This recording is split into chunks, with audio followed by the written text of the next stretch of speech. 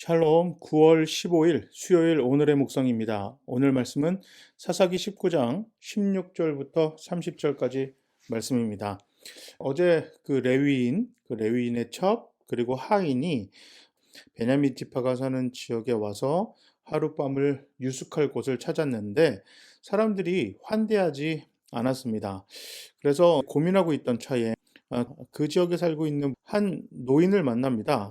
그 사람들에게 자신의 집에서 머물라고 환대를 베풉니다. 그런데 정말 말도 안 되는 일이 벌어집니다. 동네 불량배 청년들이 이 노인의 집으로 찾아와서 이 레위인을 지금 내놓으라고 합니다. 그 이유는 레위인을 겁탈하려고 합니다.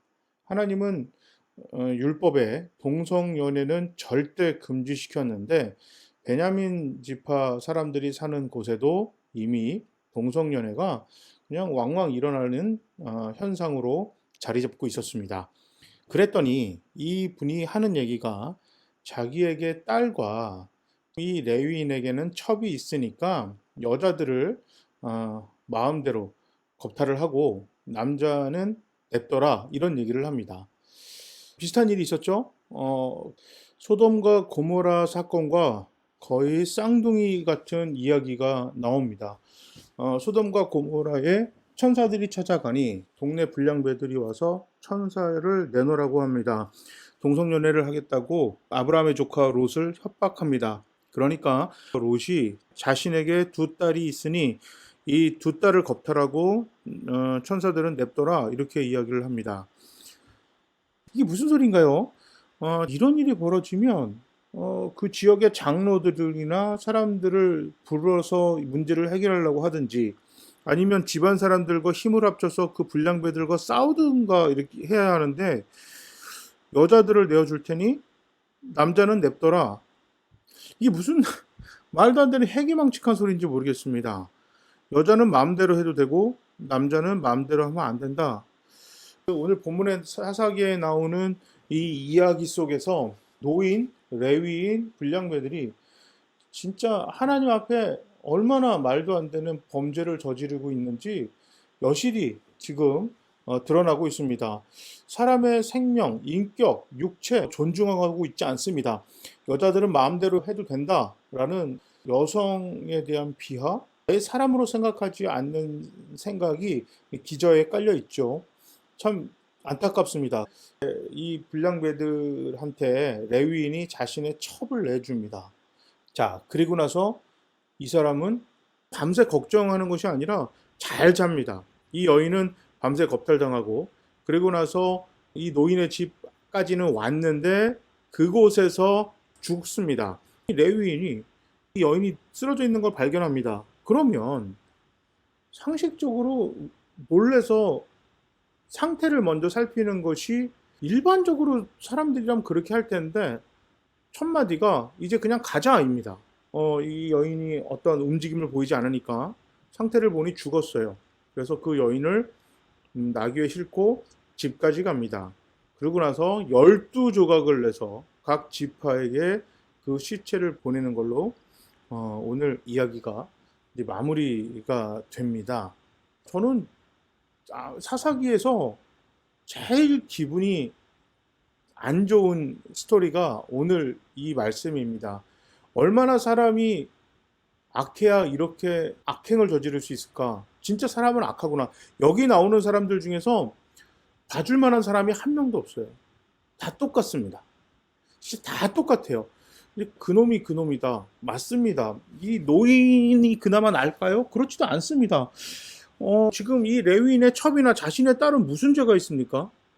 이 사람들에게 환대를 베풀었지 않습니까? 누가 이렇게 얘기할지 모르겠지만 당시에 나그네에게 환대를 베푸는 것은 율법입니다. 그 사람들의 의무예요. 그러니까 의무를 다한 거지 착한 일을 한 것이 아닙니다. 우리나라에서 당연히 해야 되는 의무들이 있잖아요. 그 의무를 했다고 칭찬받거나 상을 주지는 않잖아요. 마찬가지입니다. 유대인이라면 누구나 나그네를 환대해야 하는 의무가 있었습니다. 그래서 그 노인은 그 의무를 다한 거고 하필 레위인이 같은 동양 사람이었기 때문에 더 레위인에게 환대를 베푼 것 뿐입니다. 그러나 불량배를 찾아오고 나니 뭐 딸을 내줄 테니 겁탈하라? 그리고 레위인의 첩도 내줄 테니까 마음대로 하라. 상식적으로 가능한 겁니까? 정말 그 불량배들과 싸우고 쓰러지고 뭐 제압당해서 뭐 딸들이나 이 첩이 겁탈당한 것도 아닙니다.